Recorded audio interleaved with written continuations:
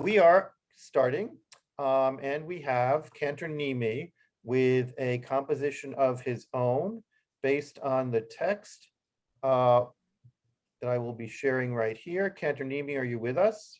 I am. Okay. So this is from Stephen Mitchell's interpretation of Psalm 51. As it was, this was my first encounter ever with Stephen Mitchell because it's included in the Reform Siddur in Mishkan Tefillah. And a number of years ago, I encountered it and kind of fell in love with the interpretation and set it to music. You'll note the only change that Mishkan Tefillah made is they changed in the second to last line, they substituted Adonai for Lord. And that's just because of the sensibility of the prayer book. There are a couple of other great musical settings of this version of the text. I think Noah Aronson also has a lovely setting of this kind of excerpt from Stephen Mitchell. Nava Tehillah has a great setting of kind of their own English interpretation of these verses from Psalm 51, and Dan Nichols has a great setting of the Hebrew, and I'll post recordings on Facebook later. But this is my setting that I'll do in a little bit of an abbreviated form.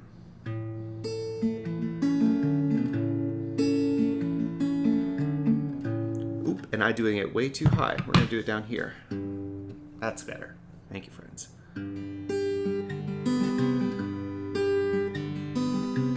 Create a pure heart within me. Let my soul wake up in your light.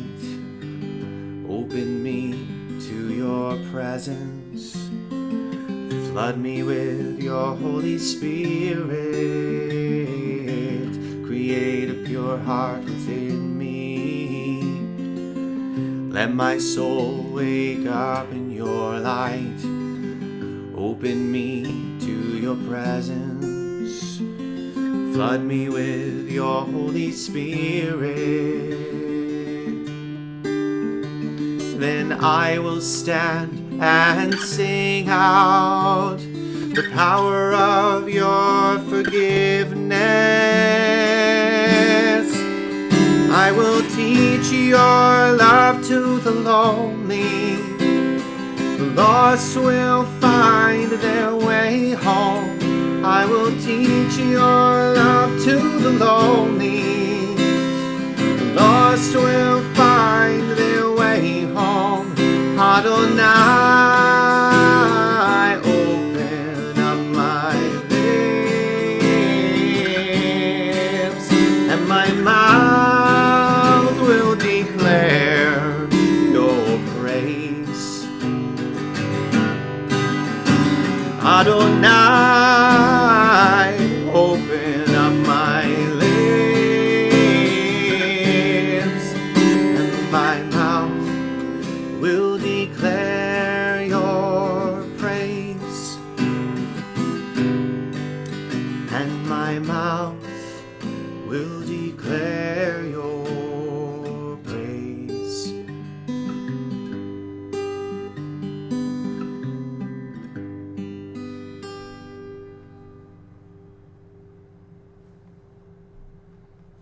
Wow.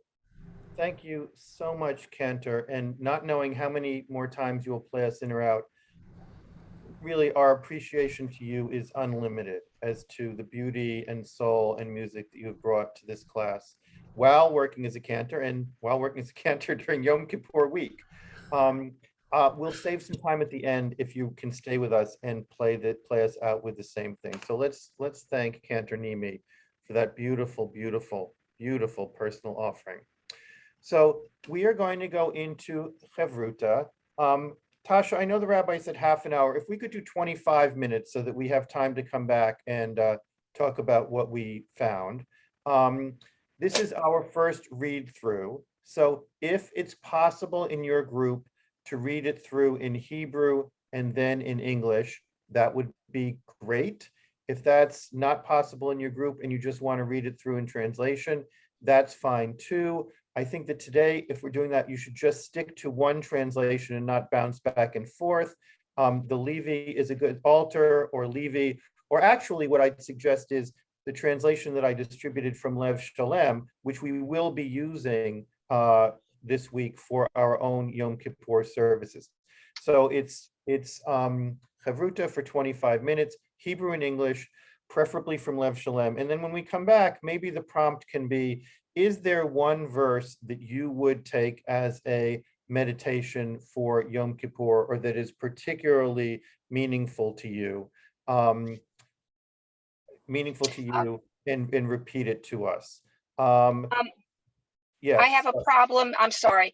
Can I be put in a larger group, because I am picking Bonnie up from the hospital and I don't know when they're going to call me in. So I don't want to. You know what? That's up to Tasha to see what she can do. I don't know what I Okay, can if do. you can't do it, then just don't put me in it at Right. all. Okay.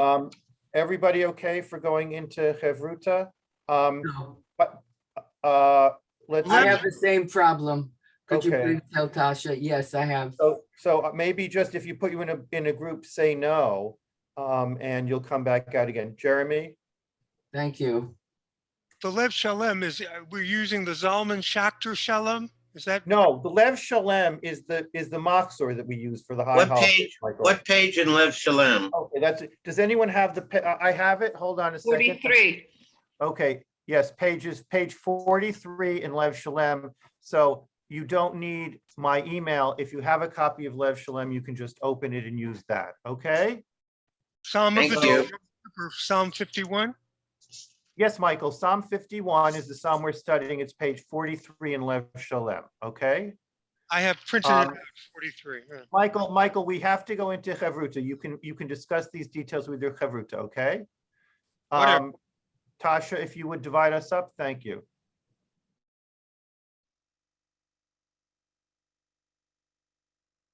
Correct, which I will issue a correction about, is that for whatever reason, length or something, the entirety of Psalm 51 is not in the Machzor. Psalm 51 in this Machzor that we're using, the text ends with, let's see, line 19, but the Psalm actually has two more lines, 20 and 21. I don't know if, did anyone else notice that there's more to the Psalm than there was in the Machzor? So that is something I hadn't thought about, but it is a very interesting correction observation. So I'm going to we have a good 10 minutes for report outs one by one. Remember, there are at least 10 groups here, so we'd love to hear something about your group, but please leave time and space for others. And I will start with Shep. Tell who was in your group. You know what? Don't thank the people, just I who was in your group and then what happened. Yeah, it was Vivian and Linda Solomon. Great. I'll just say the two main things, we looked at many things, was the part that says, indeed, I was born with iniquity and with the sin of my mother. We thought that was kind of Christological, and that's why Christians like it.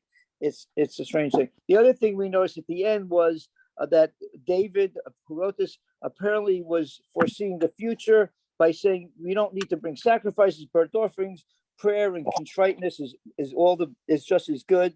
And of course, in those days, there was a temple where you did bring sacrifices, and they weren't so much into prayer. But this is very prescient, because this ultimately is what happened to the Jews. They got rid of the sacrifices and went directly to prayer. Interesting insight. Thank you. That's it. That's it. Donna Gray. Hi, everybody. I was with Nina and Judy Hollander and Lori Spear. And, you know, looking at the Levi, we just couldn't get away from verse 7. Behold, I was birthed in iniquity, and in sin my mother lustily conceived me. And, you know, so, you know, then we got into a story of like, was he projecting his own guilt about what he did with Bathsheba onto his mother, and how, but then we also talked about how when you sin, like, it's naive to think that you're going to be washed pure, because whatever we've done stays with us and it becomes part of who we are. But when we're conscious, we can choose to make other choices going forward. And then there was some, Nina brought out that there was a lot of this was written in the third person, and then at a place toward the end, there is a first person I. So perhaps writing about David, and then the psalmist, whoever wrote this, is talking about himself. Great, thank you. Debbie? Okay, good morning. I'm speaking for Golda Lee and Barbara, who are in my group.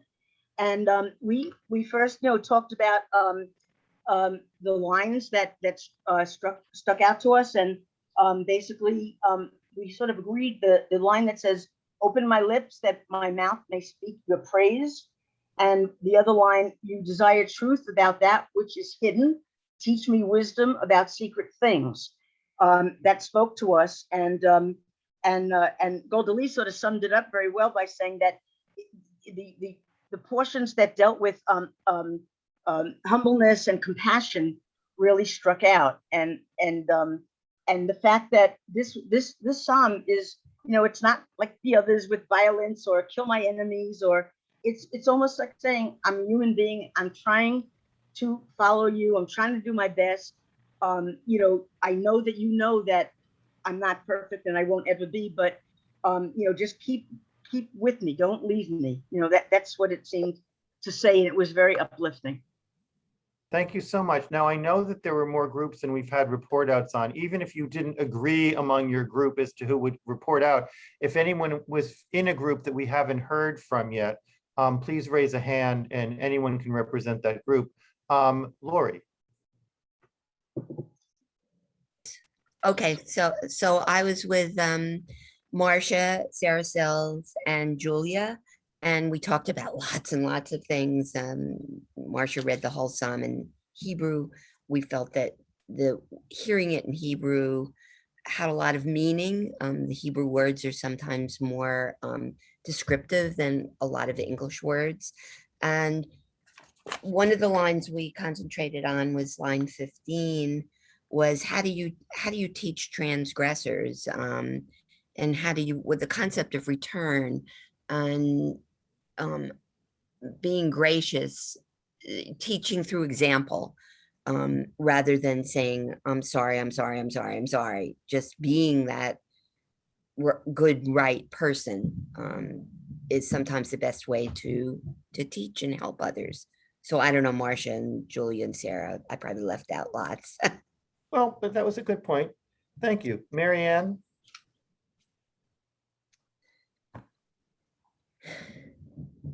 Mary Ann King? Yes, I'm here.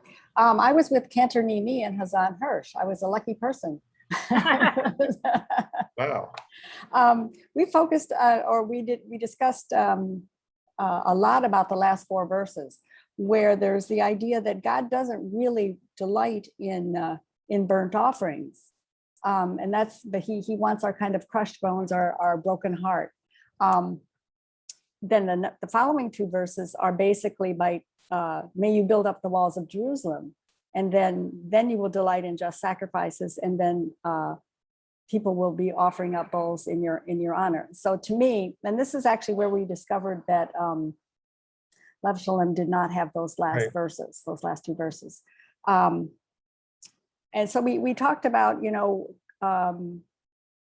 why the disjunction there about God doesn't really want the sacrifices, but it's kind of a good thing that they are in place, or that for some people in some situations they are, and they're in a good place. But that it's really true is that prayer has replaced for us in normative Judaism, prayer has replaced any idea of offering up sacrifices and that. But thanks to my discussion partners. Thank you. Lauren? Hello, I was with Gail and Judy. I'm sure I won't do our conversation justice, but I think we sort of just marveled at this. Gail shared with us, she had read the reading that you sent around recently, and shared with us the story of David and Bathsheba. It reminded us, and yeah, I think we just what a what a specimen this psalm is, you know. We this idea that, you know, a fresh start, is it possible? Could it be? Should it be? We had some thoughts, I think, I hope I'll do them justice, about just this way that there is some pleading in here, you know. If only you'll ignore my sins, I'll help bring others to you. And I think we felt that might have been a little disingenuous. We had a lot of feelings about all of it. The idea of, you know, sin being innate to, I mean, we had many thoughts, so I couldn't Great. possibly sum them up, but there, we had a nice Great. chat. Great. Larry, and then I'll report out, and then we'll go to the cantor. Larry? Hi, I was with Ruth Berman and Jack, and we were at first overwhelmed with the amount of sin that was in the psalm.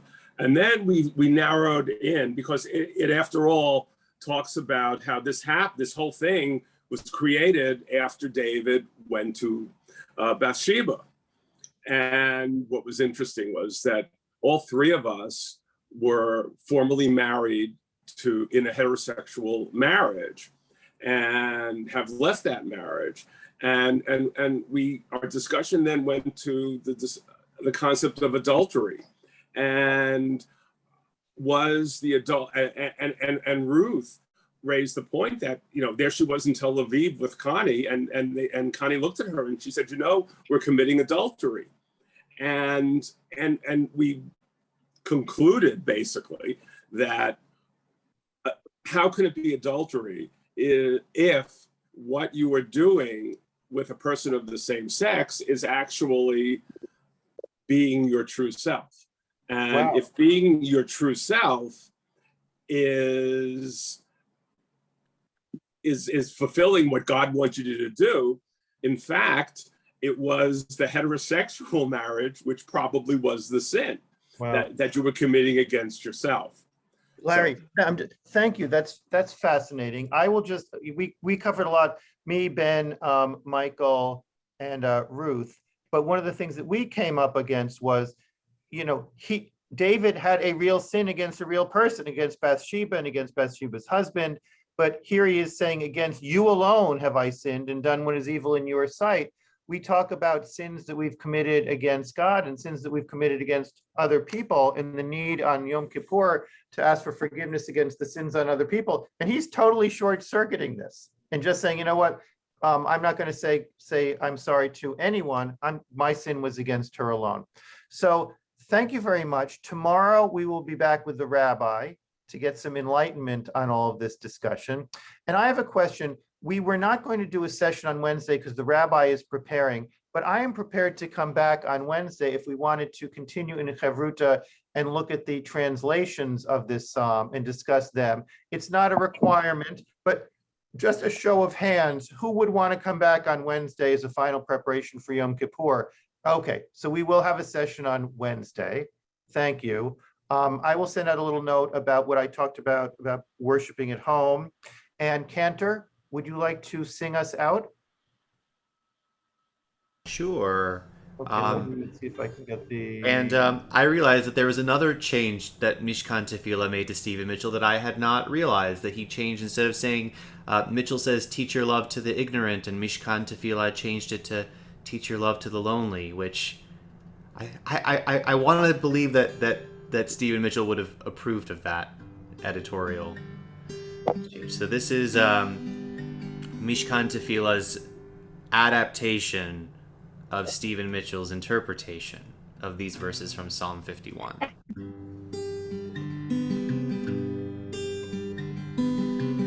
Create a pure heart within me. Let my soul wake up in your light. Open me to your presence. Flood me with your Holy Spirit. Create a pure heart within me. Let my soul wake up in your light. Open me to your presence. Flood me with your Holy Spirit. Then I will stand and sing out the power of your forgiveness. I will teach your love to the lonely. The lost will find their way home. I will teach your love to the lonely. The lost will find their way home. Adonai, open up my lips, and my mouth will declare your praise. Adonai, open up my lips, and my mouth will declare your praise. And my mouth will declare your praise.